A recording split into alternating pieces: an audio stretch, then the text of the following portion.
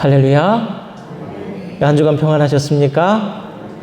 우리 좌우 그리고 앞뒤 우리 성도들 바라보시면서 인사하겠습니다. 잘 오셨습니다. 정말 잘 오셨습니다. 예. 제가 지난 수요일 때에도 그랬어요. 집에 계시면 뭐합니까? 이 자리가 복된 줄 믿습니다. 예, 아멘. 지난주까지 우리는 2주 연속으로 예수님의 잃어버린 아들의 비유를 묵상하고 있습니다. 아버지께 유산을 미리 상속받아서 집을 떠나버린 둘째 아들은 얼마 지나지 않아 모든 재산을 탕진합니다. 그리고 둘째 아들은 살기 위해서 염치 없지만 아버지의 집으로 돌아갑니다.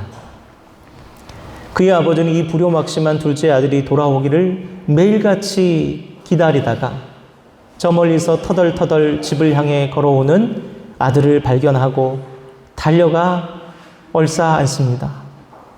그리고 집으로 데려가서 새 옷을 입히고 가락지를 끼우고 신발을 신기고 송아지를 잡아다가 마을 사람들을 불러 잔치를 벌입니다. 때마침 첫째 아들이 이 사실을 알고 대번에 화를 내며 아버지께 따집니다. 그는 저 모렴치한 둘째보다도 그 동생을 두둔하는 자기 아버지가 더 밉습니다. 그러자 아버지가 첫째 아들을 달래며 이렇게 말합니다. 아들아, 나의 모든 것은 다 내 것이다. 다만 나는 잃어버린 아들을 되찾았을 뿐이란다. 성도 여러분, 우리는 이 비유 속에서 첫째 아들이 바로 유대인들, 즉 바리새인과 서기관들을 뜻한다는 사실을 배웠습니다. 그리고 이 비유의 말씀이 바로 첫째 아들들인 그들을 위해 예수님께서 직접 만드신 말씀이다라고 설명을 드렸어요. 바리새인과 서기관들은 세리와 죄인들과 어울려 식사를 하시고 복음을 전하시는 예수님을 비난했습니다. 당신이 하나님이 보내신 사람이라면 어떻게 저런 민족을 팔아먹는 세리와 저런 죄인들과 함께 어울릴 수가 있느냐? 바로 이에 대한 대답으로 예수님께서는 이 세리와 죄인들이 바로 하나님께서 잃어버린 둘째 아들임을 비유를 통해서 말씀하신 것입니다. 저는 예수님께서 이 비유를 통해서 둘째 아들인 세리와 죄인들도 잃어버린 아들이지만 첫째 아들인 이 바리새인과 서기관 또한 마찬가지로 잃어버린 아들, 즉 그들이야말로 진짜 탕자라고 말씀을 드린 바가 있습니다. 아버지 곁에서 그 아버지의 마음을 헤아리지 못하고 아픔이 되었던 그 첫째 아들과 같이 바리새인과 서기관들 또한 둘째 아들인 세리와 죄인들을 비난합니다. 그리고 그들을 받아들인 아버지 하나님을 비난합니다. 이것이 바로 그들이 둘째 잃어버린 아들인 이유입니다. 이제 오늘 같은 본문을 가지고 첫째 아들이나 둘째 아들이 아니라 그들의 아버지인 그 무한한 사랑을 가지신 그 아버지에 대해서 여러분과 함께 말씀을 통해서 묵상해 보고자 합니다. 이를 통해서 잃어버린 아들과 같은 우리를 사랑으로 품으시는 아버지 하나님의 은혜를 깊이 누리게 되시는 이 귀한 시간 되기를 간절히 소망합니다. 자, 성도 여러분, 질문 한번 해볼까요? 여러분의 아버지는 어떤 분이십니까? 오늘 본문에 나오는 자상하고 따뜻한 그런 아버지이십니까? 불행하게도 저는 그런 아버지가 있을 수도 있다는 생각만 했지 실제로 그런 분을 만난 적은 저희 가정을 포함해서 없습니다. 저와 굉장히 절친한 청년이 하나 있어요. 그런데 그 친구는 자라오는 내내 아버지에 대해서 굉장한 반감과 좌절을 겪어왔습니다. 무책임한 가장이고요. 하나뿐인 자녀임에도 냉랭하고 고압적인 양육 태도를 늘 취해오셨기 때문에 이 친구는 부정이라는 것을 제대로 느껴본 일이 없어요. 이 친구가 책을 너무나 좋아합니다. 그리고 성품도 너무나 좋고 재능도 많습니다. 그런 친구가 그 아버지로 인해서 미약해진 그 자존감으로 삶을 자조하고 냉소하던 그 모습이 얼마나 안타까웠는지 모릅니다. 그래서 친구가 되어줬습니다. 잔소리 대신에 격려를 해주었습니다. 그리고 입 바른 말 대신 괜찮다라고 만날 때마다 얘기해 주었습니다. 그 친구는 지금 직장 생활을 하면서 그 누구보다도 긍정적이고 건실하게 살고 있습니다. 그리고 제게 종종 이런 말을 해줍니다. 목사님, 제게 좋은 아버지는 없지만 좋은 아버지가 어떤 느낌인지를 알게 해주셨어요. 과분한 말입니다. 저는 그렇게 생각하지 않습니다.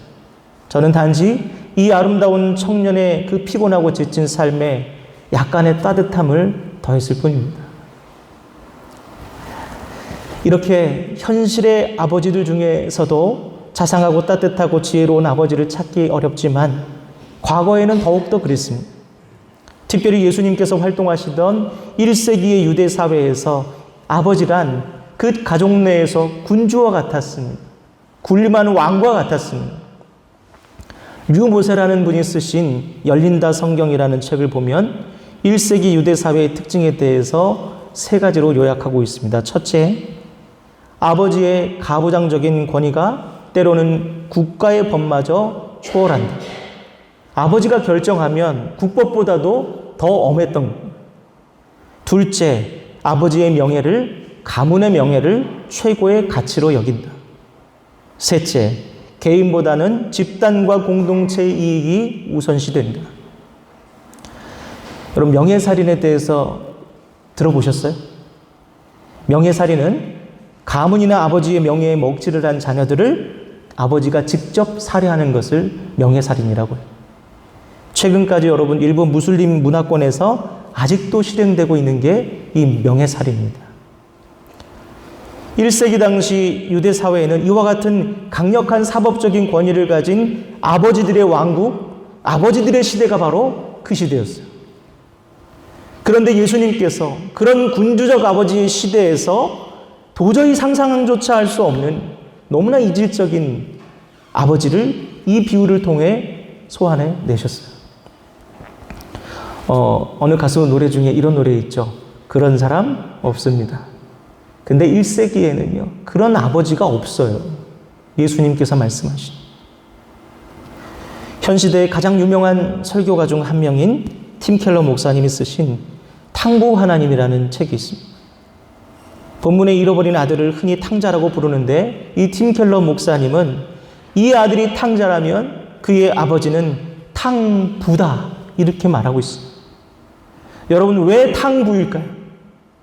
그것은 그의 아버지가 이 아들 사랑에 자신이 가진 모든 것을 너무 무모할 정도로 너무 헤프게 다 써버리고 다 소진해버리는 자식 사랑에 모두 탕진해버리는 대책 없는 아버지였기 때문에 팀 켈러 목사님은 바로 이러한 탕부의 모습이 우리를 향하는 하나님 아버지의 모습이다라고 말씀하고 있습니다. 그래서 탕부 하나님이신 거예요. 1세기 당시에 유대인들에게 있어서 아버지는 모두 다 왕과 같이 우리에게 명령하고 간섭하고 자녀의 삶을 결정하는 이들이었습니다. 그래서 아버지의 이름에 먹칠을 할 수 없었어요. 가문의 명예를 훼손하는 일은 꿈도 꿀 수 없었습니다. 그리고 그것이 바로 그들이 생각하는 하나님 아버지의 모습이기도 했습니다. 유대인들에게 하나님은 잘못하면 벌주고 심판하고 소멸하는 냉혹하고 무서운 아버지의 모습이었습니다. 그래서 바리새인들과 서기관들은 아버지의 벌을 면하기 위해서 613개의 조항이나 되는 율법을 새로 만들어 그것을 가지고 강박적으로 지켜왔습니다. 벌 받을까 봐, 죽을까 봐. 그러나 우리 예수님께서는 뭐라고 말씀하고 계십니까? 너희의 하나님 아버지는 너희가 알고 있는 그런 아버지가 아니라 자식 사랑에 눈이 멀어버린, 그래서 가진 모든 것을 절제를 못하면서 마구 탕진해버리는, 써버리는 그런 대책 없는 팔불출 아버지가 바로 너희의 하나님이다. 성도 여러분, 이제 예수님의 이 비유의 말씀이 당시에 이들에게 어떤 충격을 주었을지 혹시 상상이 가십니까? 이게 바로 복음이에요, 여러분. 예수 믿으면 구원받고 천국 가요. 이것은 복음이 아니에요. 하나님이 지금 이 순간 여러분을 주체하실 수 없을 만큼 대책 없이 여러분을 사랑하고 계신다는 그 사실이 여러분 복음인 것입니다. 예수를 믿는다는 것은 예수님께서 말씀하신 그와 같은 탕부 하나님, 탕부 아버지의 사랑에 대해 믿는다는 것을 뜻하는, 여러분 탕부 하나님의 그 사랑을 믿으십니까? 이제 말씀을 보시면서 우리를 향한 탕부 하나님의 그 사랑이 어떤 의미의, 어떤 크기의, 어떤 가치의 사랑인지를 살펴보기로 하겠습니다. 먼저 첫 번째로 탕부 하나님의 사랑은 사랑의 눈이 멀어버린 그 아버지의 사랑입니다. 본문 11절에서 12절 말씀을 다 같이 한번 읽어보겠습니다. 읽겠습니다. 또 이르시되 어떤 사람에게 두 아들이 있는데 그 둘째가 아버지에게 말하되 아버지여 재산 중에서 내게 돌아올 분깃을 내게 주소서 하는지라. 아버지가 그 살림을 각각 나누어 주었더니. 12절 말씀을 보면 둘째 아들이 아버지에게 자신의 몫의 유산을 달라고 요청하는 장면이 나오죠. 자, 여기 우리 부모님들이 많으시니까 제가 한번 여쭤보겠습니다. 여러분 자식들 중에 누가 천도리에 내려왔어요. 가족들을 데리고. 그리고 아버지께 말합니다. 어머니께. 아버지, 어머니, 제가 지금 당장 계획이 너무 많은데 어차피 돌아가시면 제게 주실 거 유산 좀 미리 주시면 안 될까요? 라고 하면 어떻게 하시겠습니까? 자식들 잘 들으세요. 어떻게 하시겠습니까? 그거 아세요? 이 동네 금방 소문납니다. 시상해. 그 집 아들이 이번에 고향에 내려와서 지금 아버지한테 유산을 달랬다 카대? 어디 그럼 불쌍 넘어가 있노? 난리가. 1세기 당시는 지금 이 천돌이 이 마을보다 더 전통적인 사회였고 좁고 촘촘한 사회적 관계가 이어져 있었어요. 옆집에서 방귀만 껴도 온 동네가 다. 그래서 더욱 명예를 중요시한 시대가 바로 그 시대라. 살아있는 아버지에게 유산을 달라고 했다? 이 소리는 몇 시간도 안 돼서 퍼졌을 거예요. 온 동네가 저놈 때려 죽여야 된다고 공분했을 것입니다. 그런데 아버지가 어떻게 합니까? 유산을 나눠줘 버립니다. 그것도 여러분 보세요. 둘째 아들에게만 줬습니까? 12절 말씀을 보면 살림을 각각 나누어 주었다. 무슨 뜻입니까? 첫째 아들한테도 줬어요. 성도 여러분, 이제 첫째 아들이 얼마나 못된 놈인지 아시겠죠? 동생만 받은 것도 아니고 저도 받아놓고 나중에 아버지께 왜 나한테만 이렇게 박하게 구시냐고.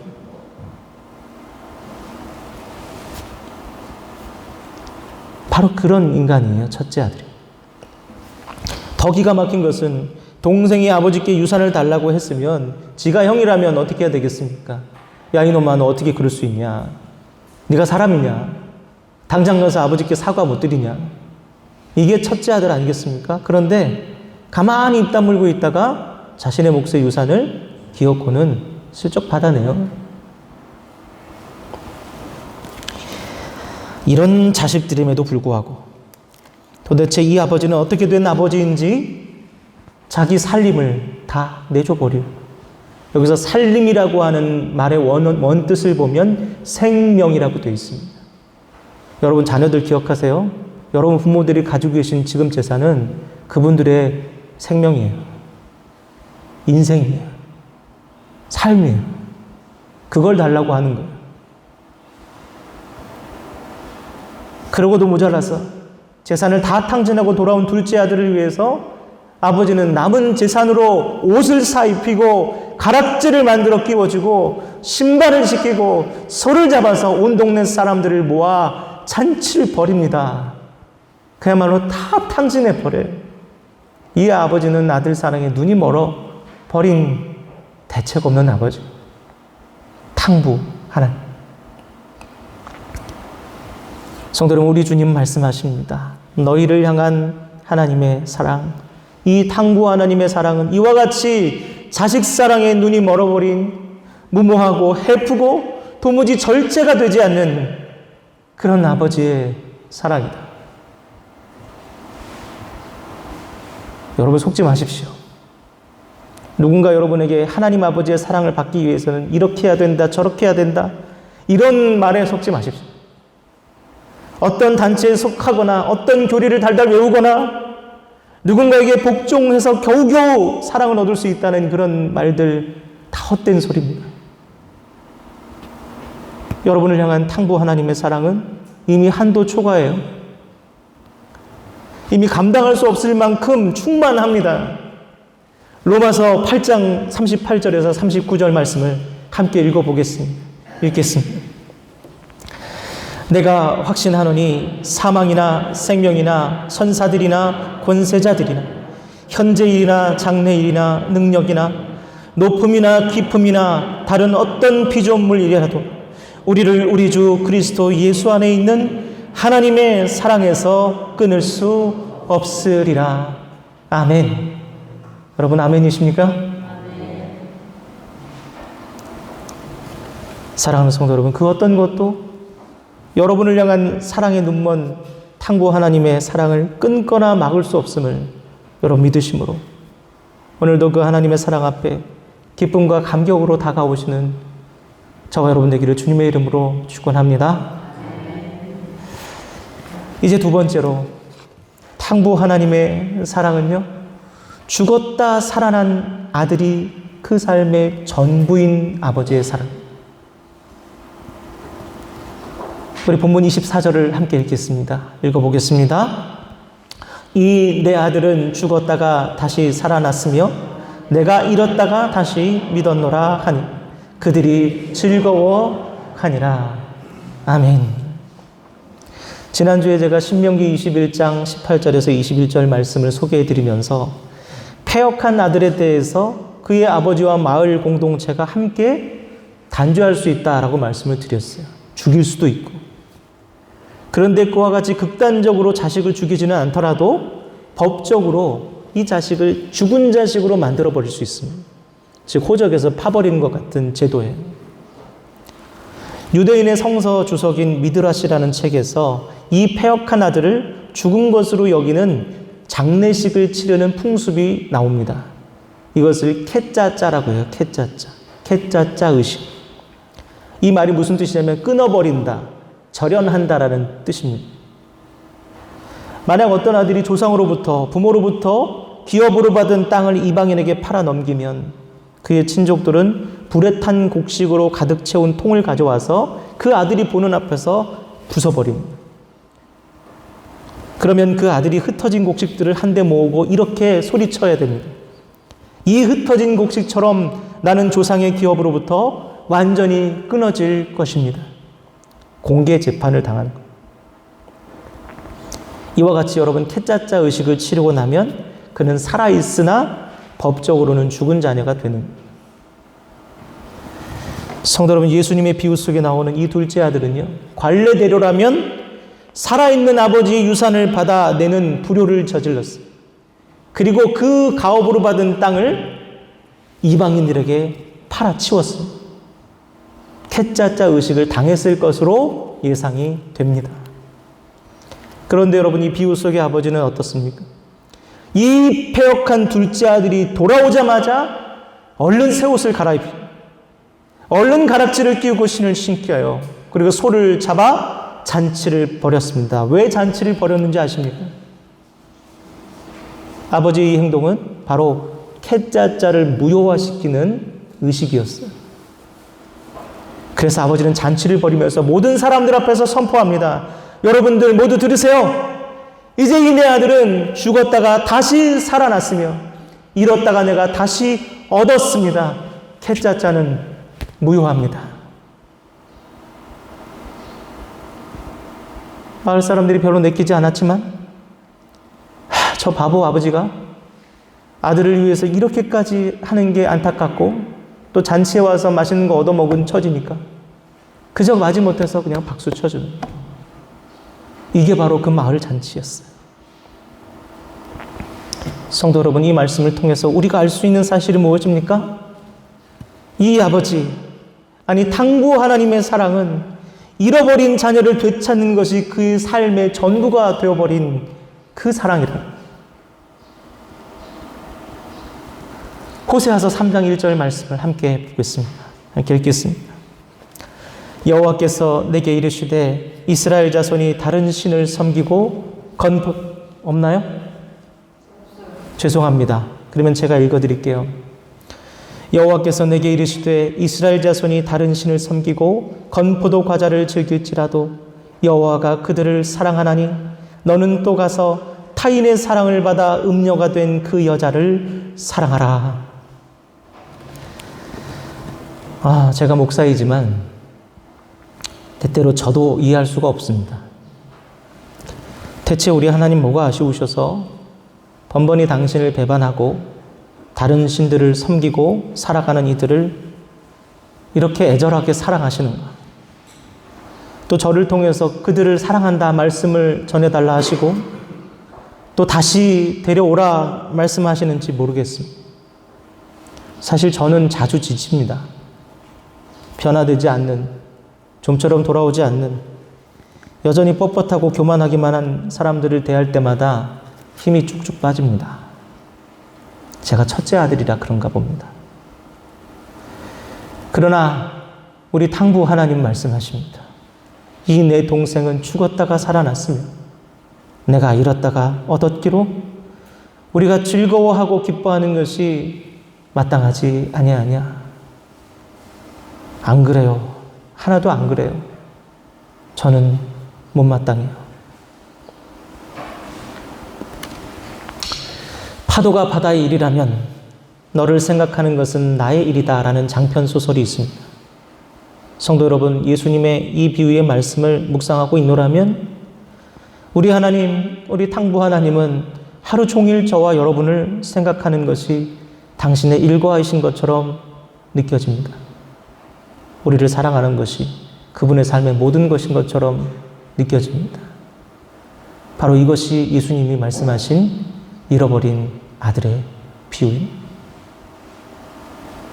사랑하는 성도 여러분, 우리 하나님께 저와 여러분을 사랑하는 일이 모든 것이고 전부라면, 그렇다면 저는 어떻습니까? 여러분에게는 그 하나님을 사랑하는 일이 여러분의 삶의 전부가 될 수 있으시겠습니까?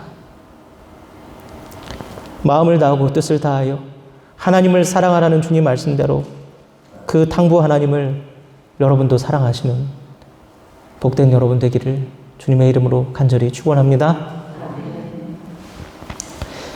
마지막으로 탕부 하나님의 사랑은 수치심마저도 느낄 수 없는 힘없는 전능자의 사랑입니다. 우리 본문 31절에 32절의 말씀을 함께 읽어보겠습니다. 읽겠습니다. 아버지가 이르되 이에 너는 항상 나와 함께 있으니 내 것이 다 내 것이로되 이 내 동생은 죽었다가 살아났으며 내가 잃었다가 얻었기로 우리가 즐거워하고 기뻐하는 것이 마땅하다 하니라. 아멘. 성도 여러분, 당시 시대 상황 속에서 이 아버지가 둘째 아들의 캣자자를 마을 사람들 앞에서 공개적으로 무효화시키는 것이 사실 얼마나 창피한 일인지 아십니까? 얼마나 수치스러운 일인지 아시나요? 자식이 살아있는 아버지에게 유산을 받아 떠난 것만으로도 그 아버지는 그 동네에서 얼굴을 들고 다니지 못해요. 동네 망신이란 망신은 다 당하고. 그런데 그 몹쓸 아들이 돌아왔다고 하니까 금세 얼굴이 펴져서 우리 아들 돌아왔다고, 이놈 살아왔다고 창피한 줄도 모르고 온 동네에 이 아버지에게는 수치심이라는 것이 있습니까? 물론 있겠죠. 그러나 사랑하는 자녀에 한해서 그 수치심이 작동되지가 않는 거예요. 어머니들을 보세요, 여러분. 자녀를 위해 억척스러워요. 남의 시선을 무시합니다. 저희 돌아가신 어머니도 그랬습니다. 그때는 부끄러웠어요. 저러지지 말았으면. 그게 사랑이었음을 지금 깨닫습니다.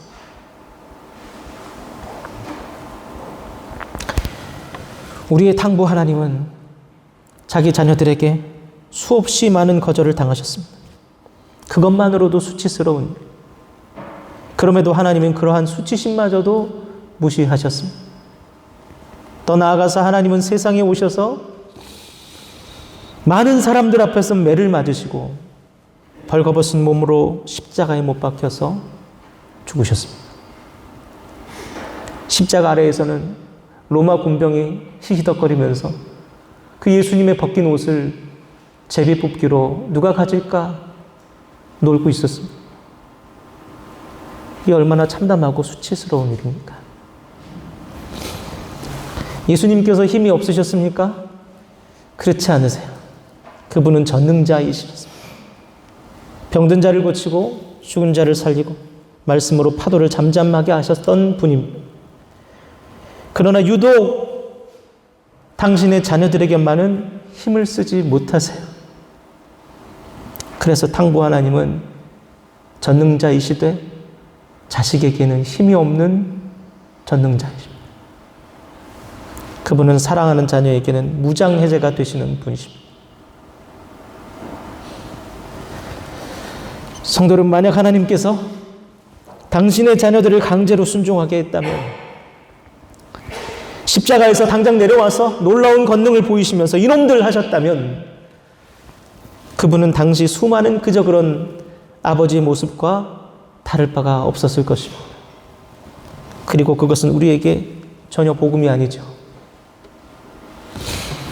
우리가 아무리 거절해도 자존심 상해하지 않으시고 아무리 등 돌려도 수치심 때문에 멈추지 않으시는 탕부 하나님의 놀라운 사랑이 있었기에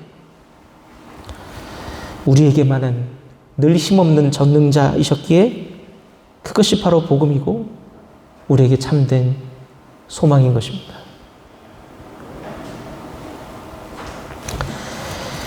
말씀 마치겠습니다. 사랑하는 성도 여러분, 종교개혁자 마틴 루터는 엄격한 아버지의 양육 속에 자라면서 하나님을 자기 아버지와 같이 엄한 분으로만 이해했습니다. 그래서 그런 하나님을 실망시키지 말아야 한다는 강박과 죄책감 속에서 늘 두려움과 불안 속에 신앙생활을 했습니다.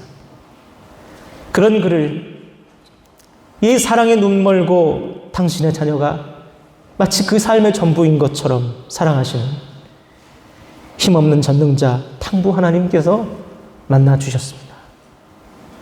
로마서 1장 17절 말씀 함께 읽겠습니다. 복음에는 하나님의 의가 나타났어 믿음으로 믿음에 이르게 하나니 기록된 바 오직 의인은 믿음으로 말미암아 살리라 함과 같으니라.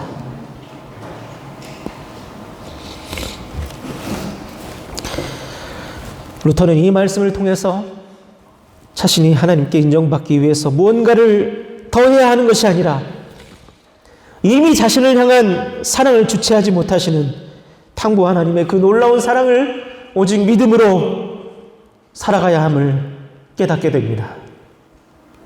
그는 더 이상 하나님을 두려워하지 않고 하나님을 자신의 삶의 가장 귀한 분으로 가장 그 삶에 소중하고 가치 있는 분으로 여기며 살았습니다. 사랑하는 성도 여러분, 우리 모두 그와 같이 여러분을 향한 탕부 하나님의 그 사랑을 믿으심으로 오늘도 감사와 감격 가운데 복된 삶을 살아가시는 사랑하는 모든 주의 자녀들이 되기를 간절히 축원합니다. 기도하겠습니다.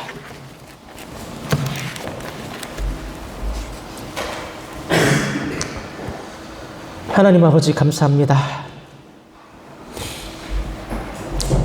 우리를 향한 그 사랑에 눈이 멀어 스치지도 모르고 그저 주님 앞에 고개 숙였다는 이유만으로, 주님 앞에 나와 앉았다는 이유만으로 세상을 다 얻은 것처럼 기뻐하시는 탕부 하나님을 말씀 속에서 만났습니다. 하나님 우리 마음 가운데 모시고 우리도 그와 같이 우리 삶에 하나님 한 분밖에 안 계신 것처럼 주님을 사랑하며 살아가는 진짜 자녀, 진짜 백성이 될 수 있도록 주님 인도하여 주시옵소서. 한 주간 살아갈 때 그 하나님의 사랑 품고 하나님 고아와 같이 살지 않고 주님 사랑받는 주님의 자녀처럼 기쁨 가운데 충만함 가운데 살아가는 복된 저희들 될 수 있도록 다 인도하여 주시옵소서. 예수님의 이름으로 기도드립니다. 아멘.